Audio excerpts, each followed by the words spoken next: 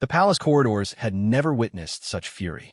Princess Charlotte's voice echoed through the marble halls like thunder, her words cutting through the morning silence with deadly precision. "Find the one who harmed my brother." The royal guards had seen many things in their service to the crown, but they had never seen their princess like this. Her usual composure shattered, her eyes blazing with a fire that promised justice or vengeance, perhaps both. What had started as a routine morning in the royal household had turned into something that would be whispered about in palace circles for decades to come. The princess, known for her gentle nature and diplomatic grace, had transformed into something altogether more dangerous. The attack on Prince Edward wasn't just an assault on royalty. It was an attack on family, and Charlotte would not rest until someone paid the price. In the shadows of power, where loyalty is currency and secrets are weapons, one wrong move had set in motion a chain of events that would test the very foundations of the monarchy. The royal guards knew their duty, but they also knew that when Princess Charlotte spoke with such conviction, kingdoms could fall and lives could be destroyed. This is the story of how a single command from a grieving sister unleashed forces that no one could control, and how the pursuit of justice became something far more complex and dangerous than anyone had imagined. The morning sun cast long shadows across the palace grounds as Princess Charlotte paced the length of her brother's bedchamber. Prince Edward lay unconscious, his face pale and marked with bruises that told a story of violence that should never have touched royal blood. The court physician had come and gone 3 times since dawn, each visit bringing more questions than answers. Charlotte's hands trembled as she smoothed the silk coverlet over her brother's still form. Just yesterday, Edward had been laughing at the breakfast table, teasing her about her upcoming diplomatic mission to France. Now he lay broken, and she felt something dark and unfamiliar growing in her chest, a hunger for justice that threatened to consume everything in its path. Captain Marcus Blackwood stood at attention near the door, his weathered face a mask of professional concern. He had served the royal family for 15 years, had seen them through scandals and celebrations, but he had never seen Princess Charlotte like this. Her usual gentle demeanor had been replaced by something harder, more dangerous. When she finally turned to face him, her green eyes held a coldness that made even the seasoned soldier take an involuntary step back. "Tell me again what you know," she said, her voice steady despite the storm raging beneath the surface. Captain Blackwood cleared his throat. "Your Highness, Prince Edward was found at dawn in the East Garden near the Rose Maze. The gardener discovered him when he came to tend to the morning flowers. There were signs of struggle, trampled flowers, disturbed earth. Someone fought hard." Charlotte's jaw tightened, and the guards who were supposed to be watching that section, Thomas Hartwell and James Morrison, were assigned to patrol that area. They claimed they saw nothing unusual during their rounds, but Blackwood hesitated, choosing his words carefully. "There are questions about their timing, Your Highness. Gaps in their reports that don't align with standard protocol." The princess moved to the window, gazing out at the very garden where her brother had been attacked. The roses were in full bloom, their red petals a stark reminder of the blood that had been spilled among their beauty. "Bring them to me," she said quietly. "Now." Within minutes, the 2 guards stood before their princess, their faces pale with anxiety. Thomas Hartwell was young, barely 22, with nervous eyes that darted around the room.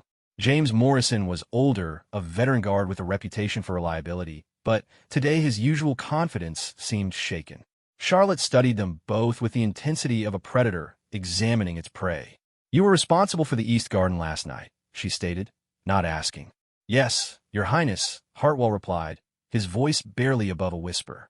"And you saw nothing? Heard nothing?" "While my brother was being beaten unconscious just yards from your patrol route."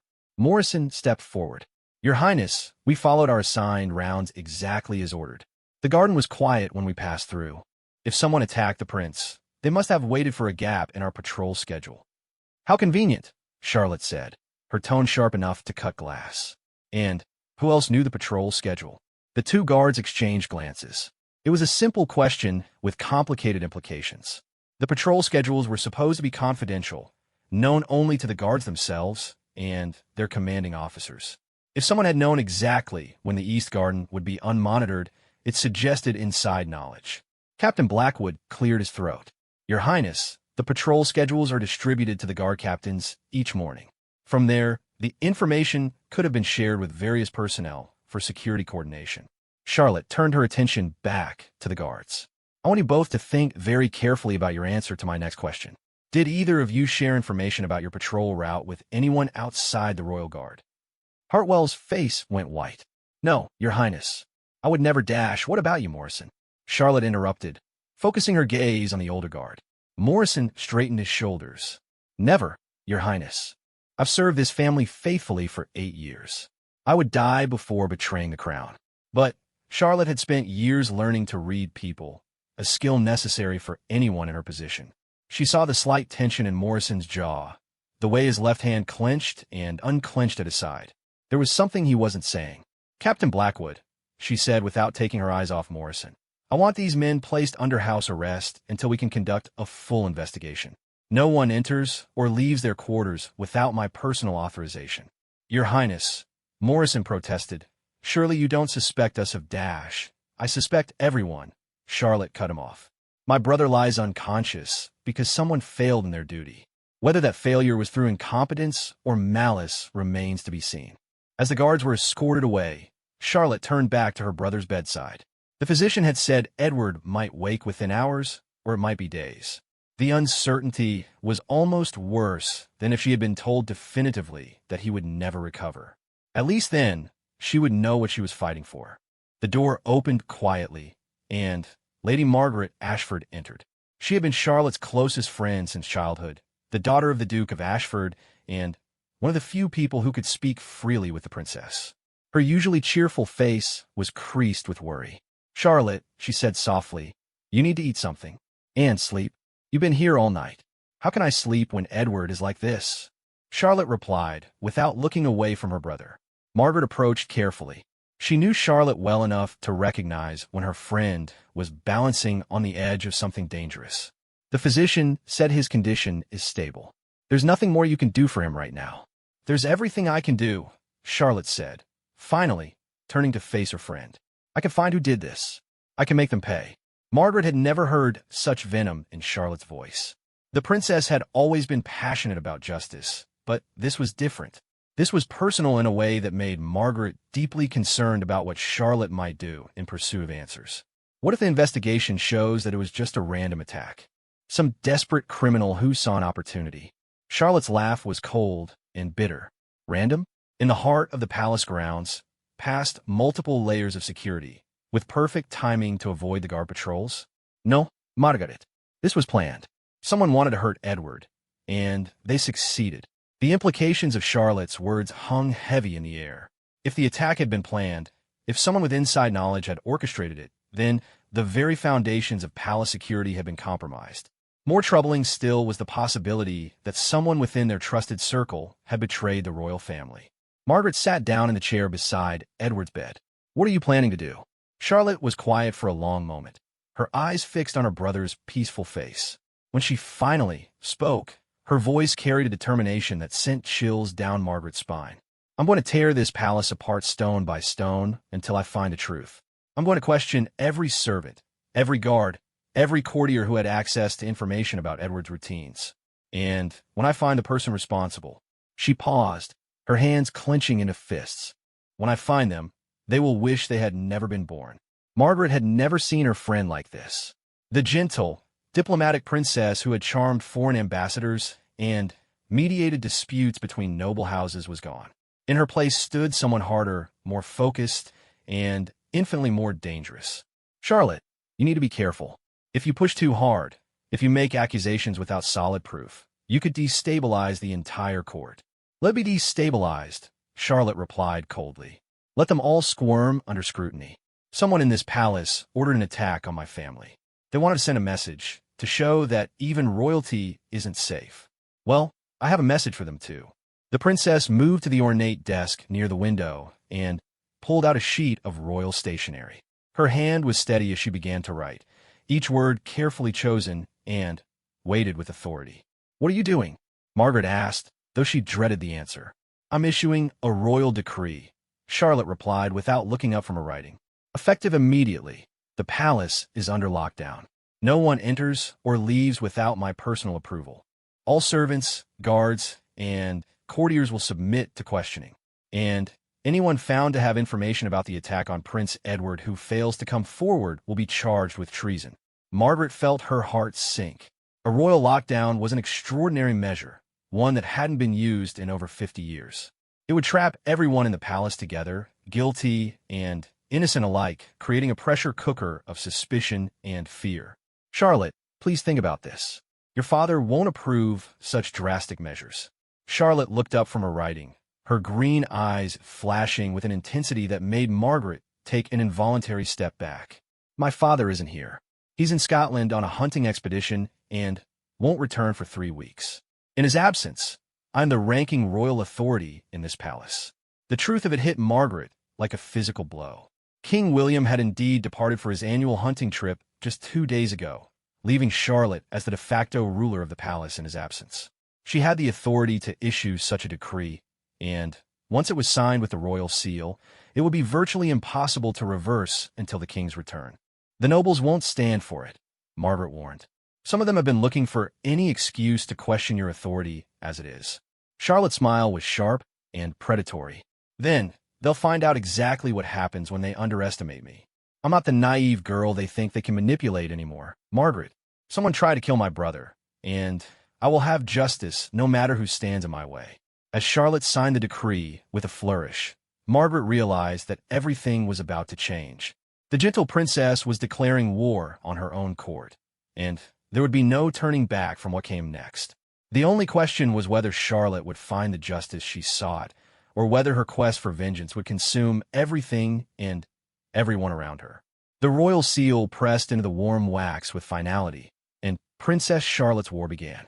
The news of the royal lockdown spread through the palace like wildfire. Within an hour of Charlotte's decree, the massive iron gates had been sealed shut, and armed guards took positions at every entrance and exit. No one was allowed to leave, and anyone who tried found themselves face to face with steel and determination. Lord Henry Pemberton, the palace's chief administrator, burst into Charlotte's private study without ceremony. His face was flushed with indignation, and his usually impeccable composure had cracked under the pressure of the morning's events. Your Highness, he said, barely controlling his anger, this lockdown is completely unprecedented. You cannot simply imprison the entire court based on suspicion alone. Charlotte looked up from a stack of personnel files she had been reviewing. Each file contained detailed information about palace staff, their backgrounds, their families, their debts, and their loyalties. She had been searching for any detail that might provide a clue about who could have orchestrated the attack on Edward. Lord Pemberton, she said calmly, someone with intimate knowledge of palace security attempted to murder my brother. Until that person is found and brought to justice, no one leaves these grounds.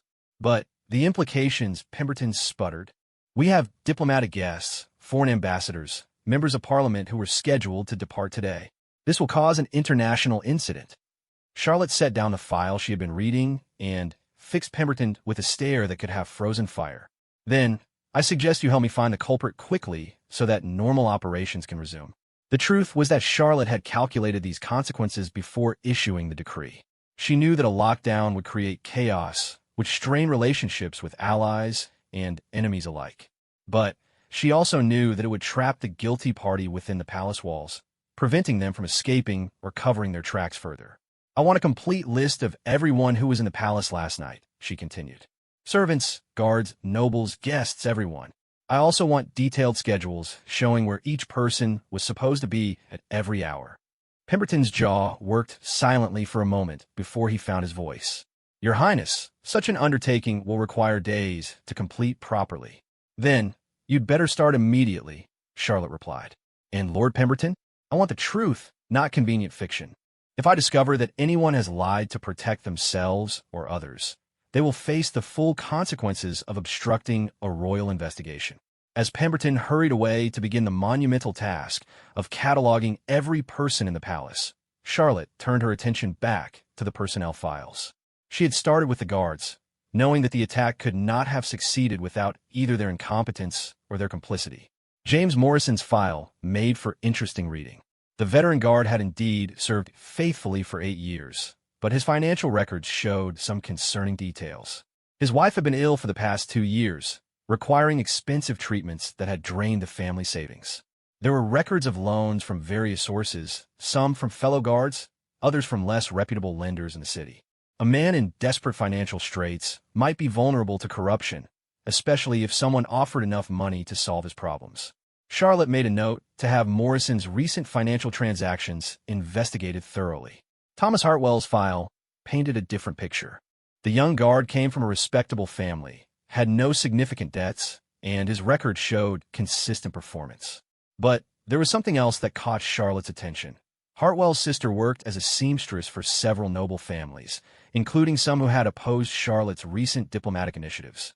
The connection was thin, but Charlotte had learned not to dismiss any possibility. Information could flow in unexpected directions, and a seamstress who worked for multiple noble houses might hear conversations that were never meant for common ears. A knock at the study door interrupted her thoughts. Captain Blackwood entered, his expression grim. "Your Highness, we've completed the initial questioning of the guards who were on duty last night. Most of their stories align with the patrol schedules, but there are some discrepancies." Charlotte gestured for him to continue. Guard Sergeant William Hayes was supposed to check the armory at midnight, but the weapons master says he never appeared. Hayes claims he was delayed by a disturbance in the servants' quarters, but no one else reports any such disturbance. Where is Hayes now? Confined to his quarters, as you ordered. But there's more, Your Highness. We found this hidden in Morrison's locker. Blackwood placed a small velvet pouch on Charlotte's desk. Inside were 5 gold coins, more money than a guard typically earned in 3 months. The coins were freshly minted, their edges sharp and unmarked by circulation. Charlotte examined the coins carefully. They bore the mark of the royal mint, but something about them seemed wrong. She had seen thousands of such coins in her lifetime, had handled palace finances and diplomatic payments. These coins looked authentic, but there was a subtle difference in the weight that her trained fingers detected immediately. "Captain, I want these coins examined by the Royal Treasury experts. Something about them doesn't feel right." "You think they're counterfeit?" "I think they're a message," Charlotte replied. "Someone wanted us to find these coins. They're either planted evidence meant to frame Morrison, or they're a clue pointing us towards something else entirely." Blackwood nodded and carefully returned the coins to their pouch. "What are your orders regarding Morrison?"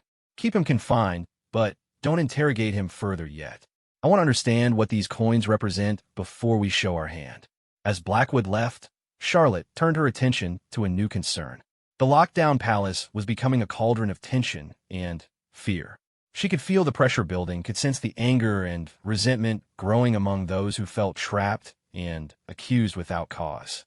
Lady Margaret had been right about one thing. The nobles were beginning to organize their resistance to Charlotte's authority. She had already received 3 formal protests demanding that the lockdown be lifted immediately. Lord Ashworth had gone so far as to question whether Charlotte had the legal right to issue such a decree in her father's absence. But Charlotte was prepared for political resistance. What concerned her more were the whispers she had begun hearing about violence.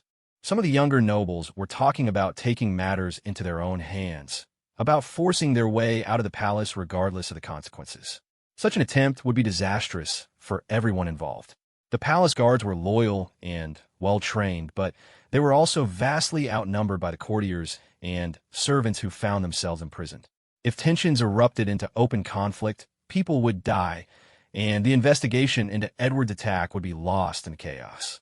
Charlotte made a decision that she knew would be controversial, but necessary. She sent word for the most influential nobles to meet her in the Great Hall at sunset. It was time to address their concerns directly and to make her position absolutely clear. The Great Hall had seen many historic moments over the centuries, but few as tense as the gathering that assembled that evening. 24 of the kingdom's most powerful nobles sat in the ornate chairs usually reserved for state ceremonies, their faces ranging from concerned to openly hostile. Charlotte entered wearing the formal robes of royal authority, the golden circlet of her rank catching the light from the massive chandeliers overhead. She had chosen her appearance carefully, wanting to project strength and legitimacy rather than the desperate grief that had driven her initial actions. "My lords and ladies," she began, her voice carrying clearly through the vast hall, "I know that today's events have caused you considerable inconvenience and concern. I want to address your questions directly. Lord Ashworth stood immediately. He was an elderly man with a reputation for blunt speech and political maneuvering. Your Highness, this lockdown is an abuse of royal authority. You cannot hold us prisoner based on mere suspicion. I can and I will, Charlotte replied calmly. My brother was attacked in the heart of our most secure location. Someone with intimate knowledge of palace operations orchestrated that attack. Until that person is identified and captured, everyone remains under suspicion. But surely you don't suspect members of the nobility, Lady Vivian Hartwell protested. She was Thomas Hartwell's aunt, Charlotte realized, which explained her particular concern. I suspect everyone equally, Charlotte said, letting her gaze sweep across the assembled nobles. Rank and title do not exempt anyone from the possibility of treachery. The murmur that ran through the hall was hostile, but Charlotte pressed on. However, I am not unreasonable. I propose a compromise that will serve everyone's interests. She paused, letting the tension build before continuing. Anyone who can provide verifiable information about their whereabouts last evening, confirmed by at least 2 independent witnesses, will be permitted to leave the palace within 24 hours. Those who cannot provide such verification will remain until the investigation is complete. It was a clever solution that appealed to the noble sense of justice while maintaining pressure on potential suspects. Those with nothing to hide could easily provide the required verification, while anyone who had been conducting secret activities would find themselves trapped. Lord Pemberton stood to speak, and what of foreign dignitaries? The ambassador from France was scheduled to depart this morning. His delay could be interpreted as a diplomatic insult. The ambassador will be treated with all due courtesy, Charlotte replied. I will personally explain the situation and provide any necessary accommodations. But he remains subject to the same rules as everyone else. The discussion continued for another hour, with various nobles raising concerns and objections. Charlotte addressed each one patiently, but firmly, making it clear that her decision was final.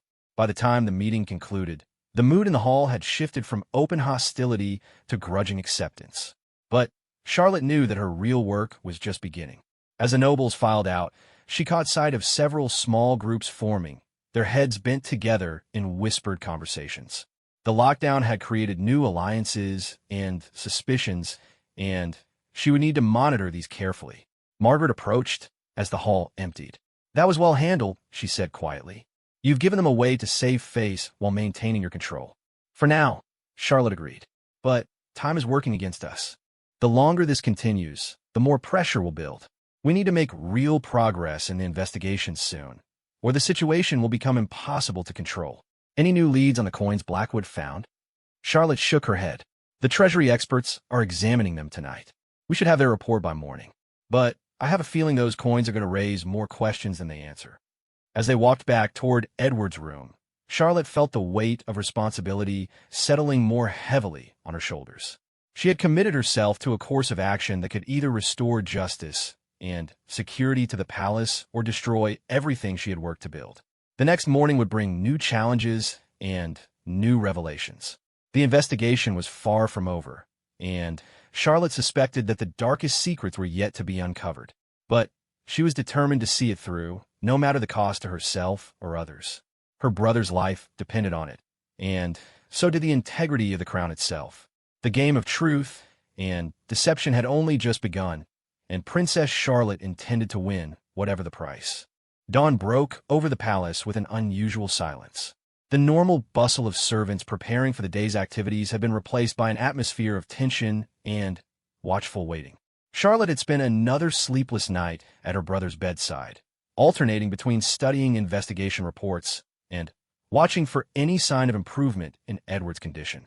The Treasury experts had delivered their report just after sunrise, and their findings had shaken Charlotte to her core. The gold coins found in Morrison's possession were indeed authentic, but their origin was far more troubling than simple counterfeiting. According to the detailed analysis, the coins had been minted within the last month, but they bore a batch number that corresponded to a shipment that should have gone directly to the French embassy for diplomatic payments. Charlotte stared at the report, her mind racing through the implications. The French embassy had been expecting a payment for certain trade concessions that were part of her own diplomatic negotiations. If those coins had been diverted from their intended purpose, it suggested corruption at the highest levels of the palace administration. Captain Blackwood knocked and entered without waiting for permission, his face grave with new concerns. "Your Highness, we have a problem. Gar Morrison was found dead in his cell an hour ago." The words hit Charlotte like a physical blow. She set down the Treasury report and turned to face Blackwood, her green eyes blazing with a mixture of fury and disbelief. "Dead? How?" "Poisoned by all appearances. He appears to have ingested something during the night, though we can't determine how. His cell was locked, and the guard posted outside saw no one enter or leave." Charlotte felt the investigation slipping away from her like sand through her fingers.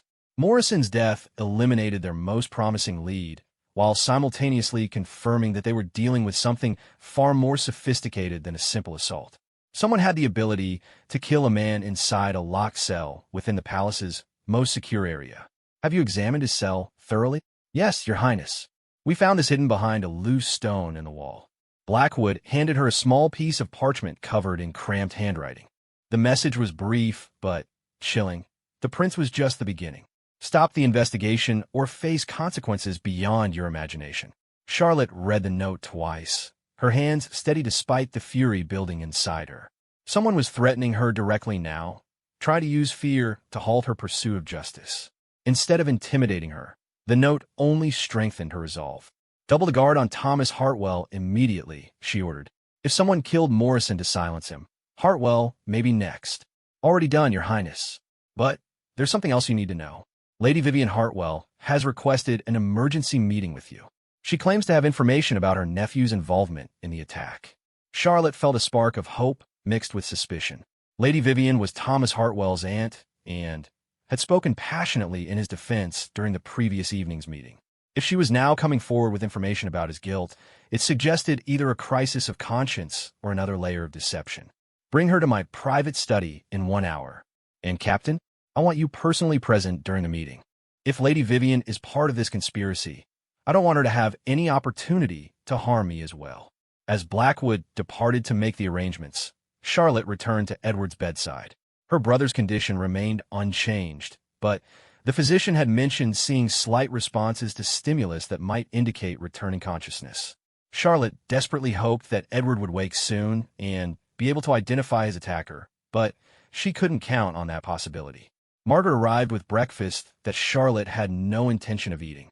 Her friend looked exhausted, having spent the night helping coordinate the logistics of maintaining order during the lockdown. "How are things in the servants' quarters?" Charlotte asked. "Tense but manageable. Most of the staff understand the necessity of the investigation, but there are rumors spreading about Morrison's death. Some people are saying that you ordered him killed to cover up the truth." Charlotte wasn't surprised by such rumors, but they still stung. "And what truth am I supposedly covering up?" "The most persistent rumor is that Edward was attacked because of your diplomatic negotiations with France. Some people believe that you made secret agreements that certain nobles opposed, and that the attack was meant to force you to abandon those negotiations." The suggestion made Charlotte pause. Her diplomatic mission to France had indeed been controversial, with several noble houses expressing concerns about the trade concessions she had been prepared to offer. If someone had been desperate enough to stop those negotiations, attacking Edward would certainly achieve that goal. "Margaret, I need you to do something for me. I want you to review all the correspondence related to my French negotiations. Look for any letters that express particularly strong opposition, any threats, any indication that someone might be willing to use violence to stop the agreements." "You think Edward's attack was political rather than personal?" "I think it might be both. Attacking Edward sends multiple messages. It shows that even the royal family isn't safe. It forces me to focus on family rather than diplomacy, and it demonstrates that someone has the power to strike at the heart of our security." Margaret nodded and hurried away to begin her research. Charlotte used the remaining time before Lady Vivian's meeting to review everything she knew about the Hartwell family. They were minor nobility with holdings primarily in the north, known for their traditional views and resistance to change. Lady Vivian herself was a widow who had never remarried, choosing instead to focus on managing her late husband's estates and raising her nephew after his parents died in a carriage accident.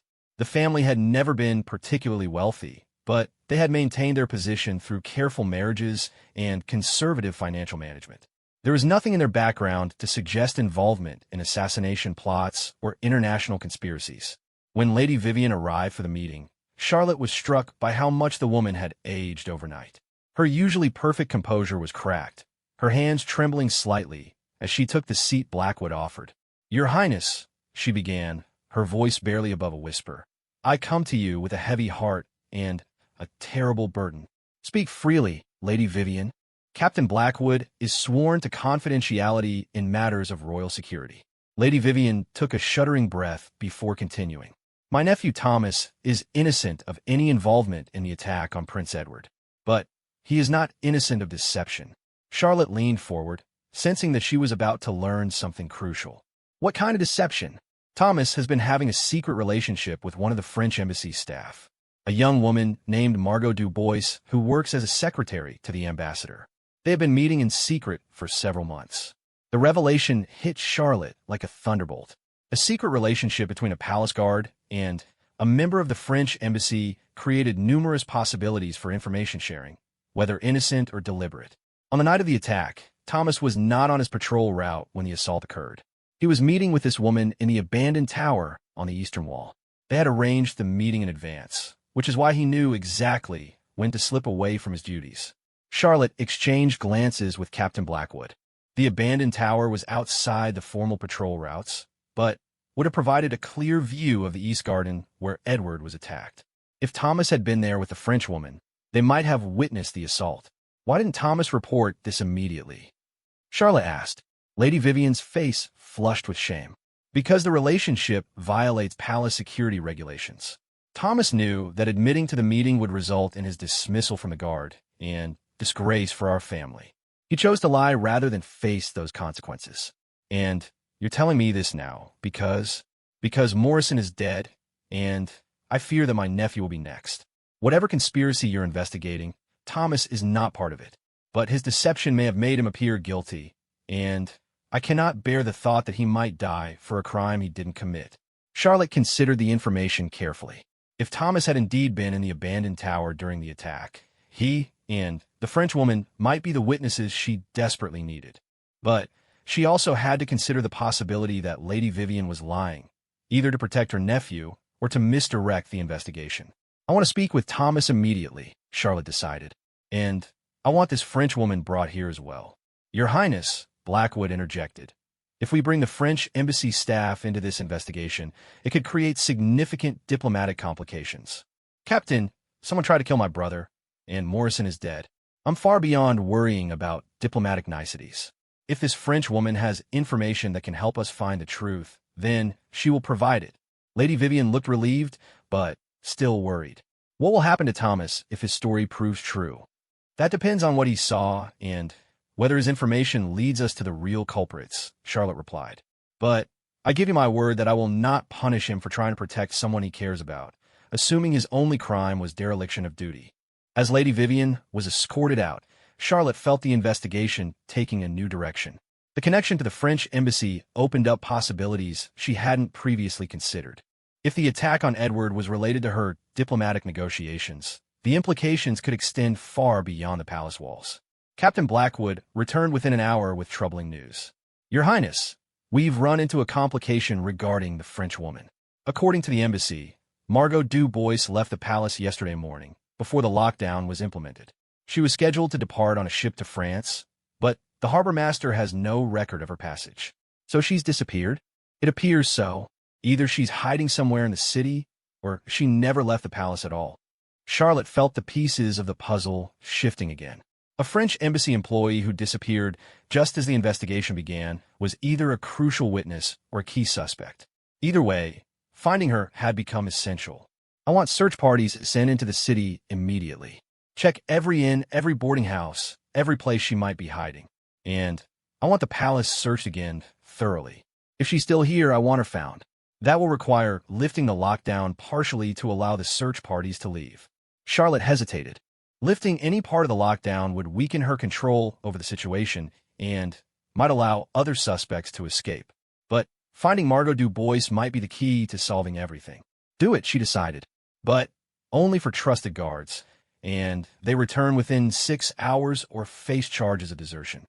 As the search began, Charlotte returned to Edward's room to find the physician examining her brother with unusual intensity. "What is it?" she asked. "His vital signs are strengthening, Your Highness. I believe he may regain consciousness within the next day or two." For the first time since the attack, Charlotte felt a surge of genuine hope. If Edward woke up and could identify his attacker, it would cut through all the deception and conspiracy. But she also knew that if the people behind this learned that Edward might recover, they would likely try to finish what they had started. The race against time had become even more urgent. Charlotte had to find the truth before Edward's enemies found another opportunity to silence him forever. The investigation had revealed layers of deception and international intrigue that made her head spin, but at its heart remained a simple truth. Someone had tried to kill her brother, and she would not rest until justice was served. The afternoon brought news that would change everything once again, and Charlotte prepared herself for whatever revelations awaited. The deadly game of cat and mouse was far from over, and the stakes were rising with every passing hour. The afternoon brought chaos that Charlotte had not anticipated. As the search parties scoured the city for Margot Dubois, a new crisis erupted within the palace walls. Lord Sebastian Ashworth, the elderly nobleman who had challenged Charlotte's authority the previous evening, had suffered what appeared to be a heart attack during a heated argument with other trapped nobles. Charlotte arrived at the scene to find Ashworth unconscious on the floor of the blue drawing room, surrounded by concerned courtiers and the palace physician. But even as Dr. Harrison worked to revive the old lord, Charlotte noticed something that made her blood run cold. The same sweet, almond-like odor that had been present in Morrison's cell. "Clear the room immediately," she ordered, her voice cutting through the concerned murmurs. "Everyone out except Dr. Harrison and Captain Blackwood." As the nobles reluctantly filed out, Charlotte knelt beside the physician. "Doctor, I need you to examine Lord Ashworth for signs of poisoning, not heart failure." Dr. Harrison looked up sharply. "Poisoning? Your Highness, what makes you suspect the smell?" Charlotte interrupted. "It's the same as what we found in Morrison's cell. And look at his fingernails. They're showing the same discoloration." The physician's examination quickly confirmed Charlotte's suspicions. Lord Ashworth had been poisoned, though he might survive if treated immediately. As Dr. Harrison worked frantically to counteract the poison's effects, Charlotte felt the weight of realization settling on her shoulders. 2 poisoning attempts in less than 24 hours could not be coincidence. Someone was systematically eliminating people connected to the investigation, which meant they were either witnesses who knew too much or investigators who were getting too close to the truth. "Captain Blackwood," she said quietly, "I want this room sealed and examined for any trace of how the poison was administered. And I want to know exactly who was present when Lord Ashworth collapsed." But even as Blackwood began organizing the investigation, Charlotte's mind was racing ahead to more disturbing possibilities. If the poisoner could strike at will within the locked palace, if they could eliminate targets even under heavy guard, then no one was safe, including herself and Edward. A commotion in the corridor outside drew their attention. One of the search party guards had returned early, his face flushed with excitement and exertion. "Your Highness," he gasped, struggling to catch his breath, "we found a French woman. But she's dead." The words hit Charlotte like a physical blow. Another crucial witness eliminated just as they were closing in on answers. "Where?" "In a room at the Copper Crown Inn, 2 miles from the palace. The innkeeper says she took the room yesterday morning, but paid for a week in advance. He found her this afternoon when she failed to respond to knocking. Poison. Unknown, Your Highness. The local magistrate is holding the scene until you decide how to proceed." Charlotte felt the investigation crumbling around her. 3 deaths in 2 days, all connected to the attack on Edward. Someone was covering their tracks with ruthless efficiency, eliminating anyone who might provide evidence of their identity. "I'm going to examine the scene myself," she decided. "Captain, you'll accompany me with a full guard detail." "Your Highness, leaving the palace now could be extremely dangerous. If someone is targeting people connected to the investigation then they're already targeting me," Charlotte finished. "But I won't cower behind these walls while evidence disappears and witnesses die. We leave within the hour." The ride to the Copper Crown Inn gave Charlotte time to think about the pattern emerging from the deaths. Morrison had been killed to prevent him from revealing what he knew about the gold coins. Lord Ashworth had been eliminated just as he was becoming vocal about his opposition to Charlotte's authority. And now Margot Dubois was dead before she could be questioned about her secret relationship with Thomas Hartwell. Each death removed a potential source of information while also sending a clear message. Continue the investigation, and more people will die. But Charlotte had passed the point where intimidation could deter her. The systematic elimination of witnesses only proved that she was closing in on something significant. The Copper Crown Inn was a modest establishment that catered to merchants and minor officials conducting business in the capital. The innkeeper, a nervous man named Peters, led Charlotte and her guards to the second-floor room where Margot Dubois had died. The scene that greeted them was carefully arranged to look like natural death. Margot lay peacefully on the bed, her clothes undisturbed, her face serene. There were no obvious signs of violence or struggle. To a casual observer, it might appear that the young woman had simply fallen ill and died in her sleep. But Charlotte's trained eye caught details that told a different story. The positioning of Margot's hands was too perfect, too deliberate. The small tea service on the room's table showed signs of recent use, though the innkeeper had mentioned that Margot had refused all food and drink since her arrival.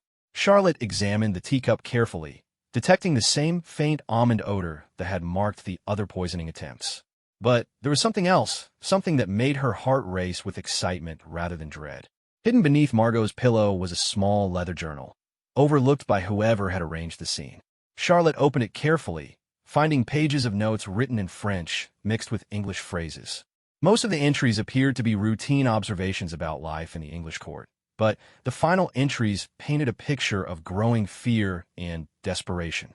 According to the journal, Margot had discovered something during her work at the French embassy that had terrified her. She had learned of a plot involving both English and French conspirators, a scheme that went far beyond simple diplomatic disagreement. The attack on Prince Edward was apparently just the first step in a larger plan designed to destabilize the English monarchy and create opportunities for foreign influence. The journal mentioned meetings between unnamed English nobles and French agents, payments made through intermediaries, and plans to eliminate anyone who might expose the conspiracy. Most shocking of all, it suggested that the plot had been in motion for months, carefully planned, and funded by sources outside England. Charlotte felt her understanding of the situation shifting dramatically. This wasn't a simple case of palace intrigue or personal vendetta. Edward had been attacked because someone wanted to create chaos and uncertainty within the royal family, weakening England's position in upcoming diplomatic negotiations. But the journal also contained information that made Charlotte's blood run cold.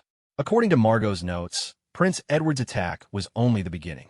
The conspirators planned to target other members of the royal family, creating a crisis of succession that would allow them to install a more compliant ruler.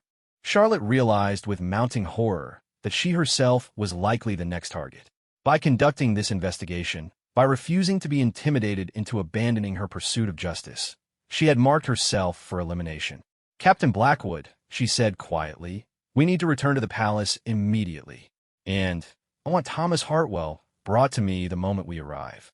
The ride back to the palace seemed to take forever, every shadow potentially hiding assassins, every passerby a possible threat. Charlotte clutched Margot's journal tightly, knowing that it contained the evidence she needed to expose the conspiracy, but also knowing that possession of it made her an even more urgent target. When they finally reached the palace gates, Charlotte was relieved to see that the lockdown had held.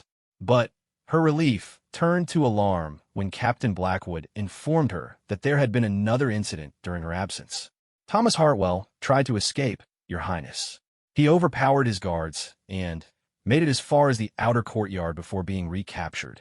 He's been placed in the same cell where Morrison died." Charlotte felt a chill of premonition. "How long ago?" "About an hour. He's been demanding to speak with you. Claims he has vital information about the conspiracy." "Get him out of that cell immediately," Charlotte ordered. "If he has information, I want him alive to share it." But even as the guards rushed to relocate Thomas, Charlotte knew they might already be too late. The pattern was becoming clear. Anyone who claimed to have information about the conspiracy soon found themselves dead. The poisoner had demonstrated an ability to strike even in the most secure locations within the palace. When they reached the cell block, Charlotte's worst fears were confirmed. Thomas Hartwell lay unconscious on the floor, the same telltale signs of poisoning evident in his appearance. But, unlike the other victims, he was still breathing, though barely. Dr. Harrison arrived within minutes and immediately began treatment, but his expression was grim. He's been poisoned with the same substance as the others, but the dose was smaller or the administration was incomplete. He might survive, but he needs immediate treatment. As Thomas was rushed to the palace medical quarters, Charlotte felt the weight of the conspiracy pressing down on her. 4 people had been targeted in connection with the investigation, and 3 of them were dead. The systematic elimination of witnesses suggested a level of organization and resources that went far beyond anything she had initially imagined. But Margot's journal had provided crucial information about the scope and purpose of the plot. Charlotte now understood that she was dealing with foreign agents working with domestic traitors, a conspiracy that threatened not just her family, but the stability of the entire kingdom. The question was whether she could act on this information before the conspirators completed their plan. With Thomas Hartwell fighting for his life and most other potential witnesses dead, Charlotte realized that she might be the only person who could stop what was coming. The journal had mentioned that the next phase of the plan was scheduled to begin within days. Charlotte had very little time to identify the domestic conspirators and prevent whatever catastrophe they were planning. But she also knew that every action she took now would be watched, every move potentially anticipated by enemies who had already demonstrated their ability to strike without warning. As night fell over the palace, Charlotte prepared for what might be her final confrontation with forces that sought to destroy everything she held dear. The deadly game was entering its final phase, and the stakes had never been higher. Tomorrow would bring either justice or catastrophe, and Charlotte was determined to ensure it was the former, whatever the cost to herself. The final night of the lockdown began with Thomas Hartwell's whispered confession. Against all odds, the young guard had survived the poisoning attempt and regained consciousness just as Dr. Harrison was preparing his family for the worst. When Charlotte arrived at his bedside, Thomas's first words changed everything she thought she knew about the conspiracy. "Your Highness," he gasped, his voice barely audible. "The poison, it didn't come from outside the palace. The killer is someone with access to the royal kitchens." Charlotte leaned closer, her heart racing. "What do you mean?" "When I was in my cell, waiting to be questioned, someone brought me food. A servant I didn't recognize, wearing palace livery. But the food tasted wrong, bitter. I only ate a small amount before I realized something was wrong." "Can you describe this servant?" Thomas struggled to focus his thoughts. Middle-aged woman, graying hair, but I'd never seen her before. She knew the security protocols, knew exactly how to approach my cell without arousing suspicion from the guards. Charlotte felt pieces of the puzzle clicking into place. The systematic poisonings, the access to secure areas of the palace, the ability to strike without detection, all pointed to someone with intimate knowledge of palace operations and trusted access to restricted areas. "Thomas, I need you to think carefully. During your meetings with Margot Dubois, did she ever mention specific names? Anyone she was particularly afraid of?" The young guard closed his eyes, concentrating despite his obvious pain. She was terrified of someone she called the Spider. Said this person had connections everywhere, could make people disappear without a trace. Margot believed the Spider was using the French embassy as a cover, but was actually working for different interests entirely. Charlotte felt a chill of recognition. She had heard rumors over the years of a mysterious figure known as the Spider, someone who operated in the shadows of European politics, selling information and services to the highest bidder. If such a person had infiltrated the palace, it would explain the sophisticated nature of the conspiracy. Did Margot ever see this Spider? Could she identify them? "That's what terrified her most," Thomas replied weakly. She said the Spider could be anyone, a noble, a servant, even someone in the royal family. They had been operating for years, building a network of contacts and gradually positioning themselves for something big. Charlotte's mind raced through the implications. If the Spider had been operating within the palace for years, they would have had ample time to establish multiple identities, recruit accomplices, and plan their campaign against the royal family. The attack on Edward was just the beginning of a larger plot to destabilize the monarchy from within. Captain Blackwood appeared at the medical quarters with urgent news. "Your Highness, we've completed the search of the palace kitchens. We found traces of the poison hidden in a tea tin that belongs to Elena Kovac, one of the senior kitchen staff. Charlotte knew Elena by reputation, a woman in her 50s who had worked in the palace for over 15 years, known for her reliability and discretion. She had access to all areas of the palace, could move freely without arousing suspicion, and would have been able to deliver poisoned food to various victims without anyone questioning her presence. "Where is she now?" "Missing," Blackwood replied grimly. "Her quarters are empty, and none of the other servants have seen her since yesterday evening. It appears she disappeared sometime during the night." Charlotte felt the familiar frustration of having a crucial suspect slip through her fingers. But Elena's flight also confirmed her guilt and provided valuable information about the conspiracy structure. The Spider had been using trusted palace staff as operatives, people who could move freely and strike without detection. "Captain, I want every entrance and exit watch for Elena Kovac. She may try to flee the kingdom, but she's also our best lead to the other conspirators." As Blackwood departed to organize the search, Charlotte returned to Edward's room to check on her brother's condition. To her amazement and relief, she found him sitting up in bed, his eyes clear and alert for the first time since the attack. "Charlotte," he said weakly, "I've been waiting for you." Charlotte rushed to his side, tears of relief streaming down her face. "Edward, thank God you're awake. We've been so worried." "I remember everything," Edward said, his voice growing stronger. "The attack, who was behind it, why it happened. And, Charlotte, we're all in terrible danger." Over the next hour, Edward recounted the events of that terrible night. He had been in the garden meeting secretly with a contact who claimed to have information about French plans to manipulate the upcoming trade negotiations. The meeting had been arranged through intermediaries, and Edward had believed he was acting to protect English interests. But the meeting had been a trap. When Edward arrived at the designated location, he found himself confronted not by a French informant, but by two masked figures who demanded that he withdraw his support for Charlotte's diplomatic mission. When he refused, they attacked him, intending to kill him and make it appear like a robbery gone wrong. "But I fought back harder than they expected," Edward explained. "During the struggle, I managed to tear the mask from one of my attackers. Charlotte, it was Lord Pemberton." The revelation hit Charlotte like a thunderbolt. Lord Henry Pemberton, the palace's chief administrator, the man who had protested most vigorously against her lockdown order. He had access to every aspect of palace operations, knew the guard schedules, and could have easily coordinated the systematic elimination of witnesses. "Are you certain it was Pemberton?" "Absolutely. I've known him for years, worked with him on countless occasions. It was definitely him." Edward's voice hardened with anger. "He said something as they were attacking me, that I was just the first casualty in a war for the future of England." Charlotte felt the pieces of the conspiracy finally coming together. Pemberton had been using his administrative position to facilitate the Spider's operations, providing information about security arrangements and helping to coordinate the attacks. Elena Kovac had been their instrument for the poisonings, while other conspirators had handled different aspects of the plot. But if Pemberton was involved, Charlotte realized that her investigation had been compromised from the beginning. He would have known about every development, every lead she was pursuing. The fact that she was still alive suggested either that the conspirators weren't ready to move against her yet, or that they had something even worse planned. "Edward, did Pemberton say anything about their ultimate goals? What they're really trying to accomplish?" "He mentioned something about a new order, about England needing leadership that would be more accommodating to certain foreign interests. I think they're planning to eliminate the entire royal line of succession and install someone who will be completely under their control." Charlotte felt a chill of pure terror. If the conspirators were planning to eliminate the entire royal family, then her father's life was also in danger. King William was scheduled to return from his hunting expedition in just 2 days, walking directly into a trap that had been months in the making. "We have to warn father immediately," Charlotte said, already moving toward the door.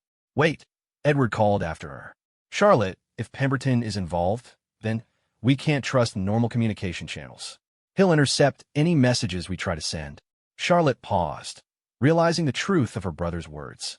If Pemberton had been working with the conspirators for months or years, he would have established ways to monitor and control information flowing in and out of the palace.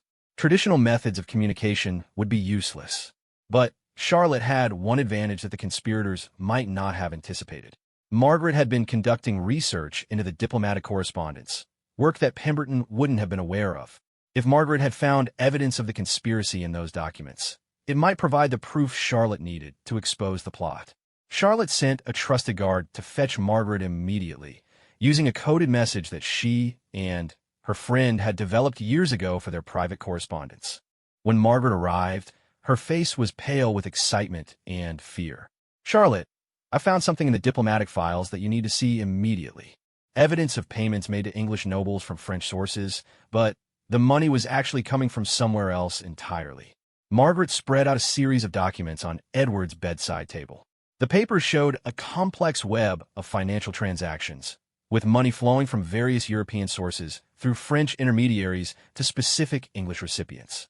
Most shocking of all, Lord Pemberton's name appeared on several of the payment authorizations. "This shows that Pemberton has been receiving payments for at least 6 months, Margaret explained. "But the ultimate source of the money isn't France at all. According to these records, the payments are coming from a consortium of European merchants and nobles who want to destabilize England's growing influence in international trade." Charlotte studied the documents carefully.